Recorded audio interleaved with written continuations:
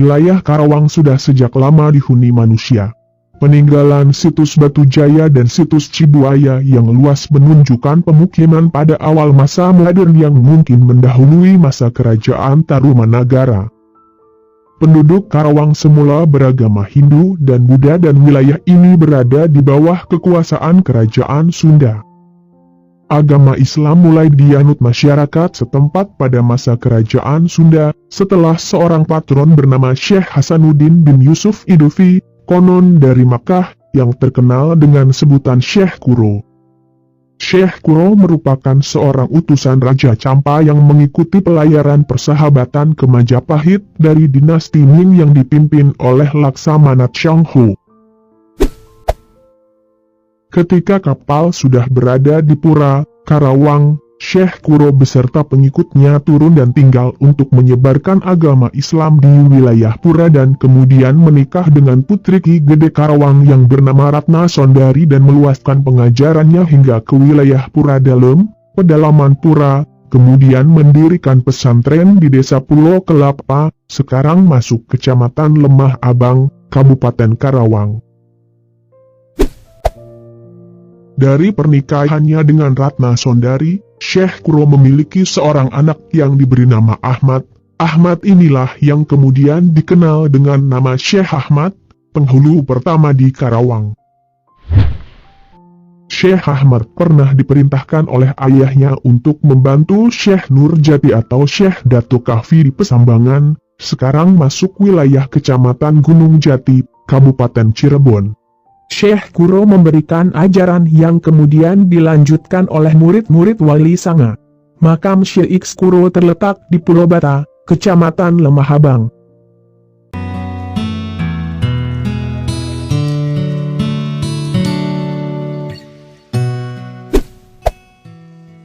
Pada tahun 1518, Syekh Syarif Hidayatullah mengutus Janapura yang merupakan muridnya yang berasal dari Kudus untuk membuat sebuah pedukuhan di dekat laut di wilayah ujung Karawang yang sekarang berada di sekitar Pisangan, Sedari, Karawang. Pedukuhan yang dibangun oleh Janapura kemudian menjadi pos Kesultanan Cirebon di wilayah pesisir utara bagian barat. Pada tahun 1528 Janapura yang kemudian dikenal sebagai Syekh Janapura mendapatkan misi untuk mengislamkan daerah Tanjung Sulung yang sekarang dikenal dengan nama Sedari. Wilayah Tanjung Sulung pada masa itu banyak dihuni oleh masyarakat pelarian dari Kerajaan Telaga. Syekh Janapura kemudian berhasil mengislamkan masyarakat di Tanjung Sulung dan selanjutnya mengembangkan pedukuhan di sana. Setelah kerajaan Sunda runtuh maka wilayah antara Sungai Angke dan Sungai Cipunegara terbagi dua. Sunan Gunung Jati pada abad ke-15 membagi wilayah antara Sungai Angke dan Sungai Cipunegara menjadi dua bagian dengan Sungai Citarum sebagai pembatasnya. Sebelah timur Sungai Citarum hingga Sungai Cipunegara masuk wilayah Kesultanan Cirebon yang sekarang menjadi Kabupaten Karawang, Kabupaten Purwakarta dan Kabupaten Subang, dan sebelah barat Sungai Citarum hingga Sungai Angke menjadi wilayah bawahan Kesultanan Banten dengan nama Jayakarta.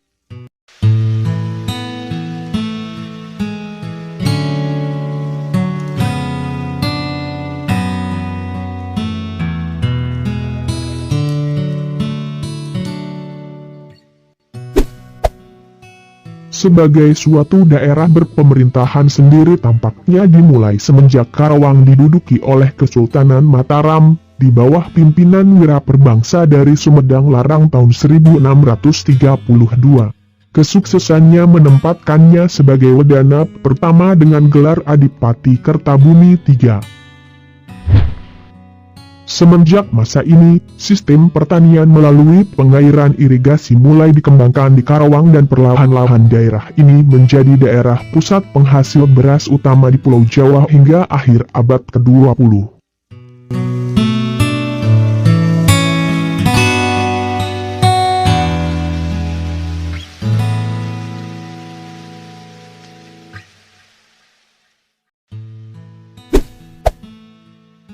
Selanjutnya, Karawang menjadi kabupaten dengan bupati pertama Raden Adipati Singaperbangsa bergelar Kertabumi IV, yang dilantik 14 September 1633. Tanggal ini dinobatkan menjadi pada hari jadi Kabupaten Karawang.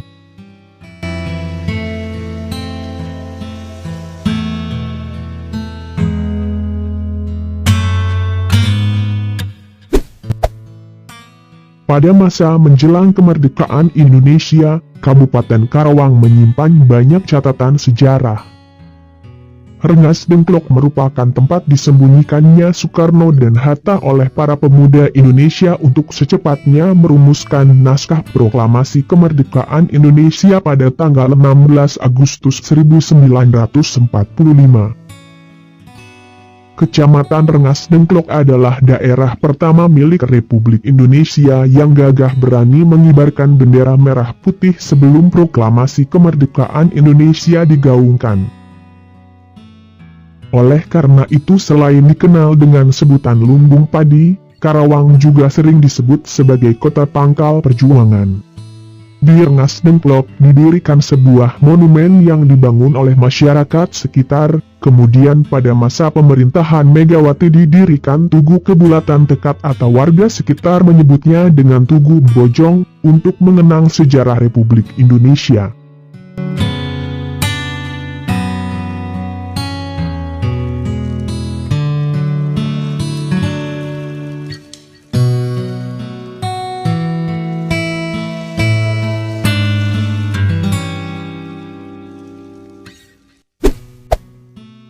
Wilayah Karawang pada masa lalu, hasil pembagian oleh Sunan Gunung Jati pada abad ke-15, kemudian dipecah menjadi dua bagian pada masa Perang Kemerdekaan sekitar tahun 1948 dengan Sungai Citarum dan Sungai Cilamaya menjadi pembatasnya. Wilayah Kabupaten Karawang Barat meliputi wilayah Kabupaten Karawang sekarang ditambah desa-desa di sebelah barat Citarum yaitu desa-desa Sukasari dan Kertamanah dengan ibu kota di Kecamatan Karawang.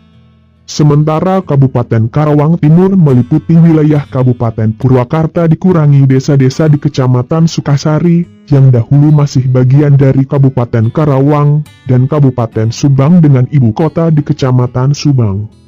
Lalu kemudian pada tahun 1950, nama diubah menjadi Kabupaten Karawang Timur menjadi Kabupaten Subang, dengan ibu kota di Kecamatan Subang dan Kabupaten Purwakarta dengan ibu kota di Kecamatan Purwakarta.